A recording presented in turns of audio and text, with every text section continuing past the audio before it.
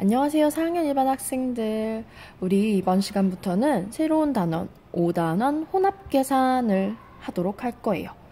혼합이라는 말은 우리 요즘 과학 시간에 배우고 있어요. 혼합물에 대해서 배웠는데 그 무슨 뜻이었죠? 여러 가지 물질이 섞여 있는 것을 혼합물이라고 하죠. 혼합 계산은 여러 가지 계산이 섞여 있는 것을 혼합 계산이라고 합니다. 보니까 어디로 떠나는 것 같네요. 그림을 보니까 어디로 떠나서 음식도 해먹고, 다음에 조개 같은 것도 캐는 것 같아요. 다음에 텐트도 치고 있네요. 캠프파이어를 하기 위해서 여기 이렇게 장작도 올려놨네요. 자, 첫 번째, 덧셈과 뺄셈이 섞여 있는 식을 계산할 수 있어요 라는 것입니다. 우리 먼저 문제를 읽어볼게요. 별이네 반 학생 25명 중에 6명이 야영을 가지 못해서 다른 반 학생 5명과 함께 가기로 했대요. 야영을 가는 총 학생 수를 알아보세요. 별이네 반 학생들 중에 야영을 가지 못하는 학생이 몇 명이라고 했죠? 문제에 나와 있어요. 6명이라고 했습니다. 6명. 그러면 별이네 반 학생 중에서 야영을 가는 학생은 얼마일까요? 그렇죠. 25명 중에 6명이 못 가니까 25 빼기 6은 19.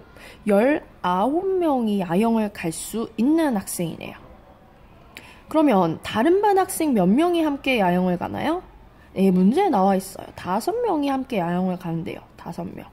그러면 별이네 반 학생 중에서 야영을 가는 19명이랑 다른 반 학생 5명을 합치면 야영을 가는 학생 수를 알아볼 수 있겠죠. 야영을 가는 학생 수는 19 더하기 5 하면 24명, 총 24명이 간다는 걸 알 수 있습니다. 그 우리 식을 선생님이 문제에서도 썼었는데 다시 한번 정리해 볼게요. 별이네 반 학생 중에 야영 가는 학생은 별이네 반 전체 학생 25명 중에 야영을 가지 못하는 6명을 빼고 그러면 19명이라는 걸 알 수 있죠. 1번 식은 이 식이네요. 근데 다른 반 학생 5명이 함께 야영을 간대요. 그러면 별이네 반 학생 중에서 야영을 가는 19명에다가 다른 반 학생 5명을 더해서 24명. 그래서 야영을 가는 학생 수는 24명이구나 라고 알 수 있죠.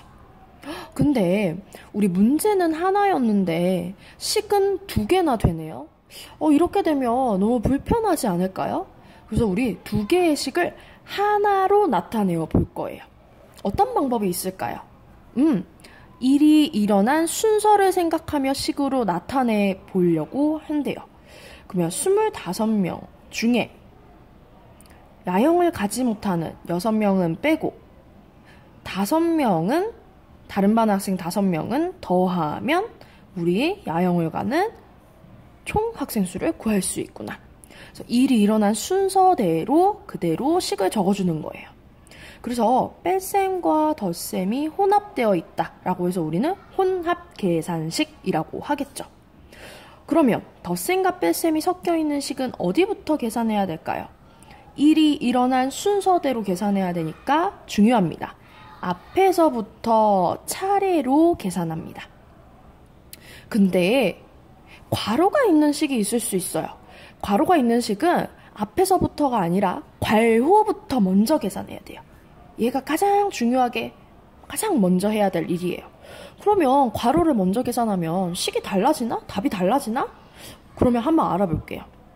우리 25에서 25 빼기 6 더하기 5는 계산을 이렇게 할 거예요. 앞에서부터 25에서 6을 빼면 19, 19에서 5를 더하면 24. 그러면 이거의 정답은 24네요. 근데 괄호가 6 더하기 5를 묶은 가로가 있어요. 괄호부터 계산해야 된다고 했죠. 6 더하기 5는 11. 그러면 25에서 11을 빼는 거네요. 25에서 11 빼면 14. 정답은 14. 괄호에 따라서 이렇게 정답이 24와 14로 달라진다는 걸 알았어요. 계산 결과가 완전 달라졌네요. 그러니까 중요합니다. 계산 순서는 괄호가 없고 덧셈과 뺄셈이 섞여 있는 식은 앞에서부터 차례차례대로. 괄호가 있는 식은 괄호 안에서부터 먼저. 자, 다 이해됐나요? 그러면 우리 여기 문제 선생님이 조금만 바꿔볼게요. 여기에서 9가 아니라 12로 계산해 오세요. 그럼 마찬가지로 이것도 12로 고쳐서 계산해 오세요.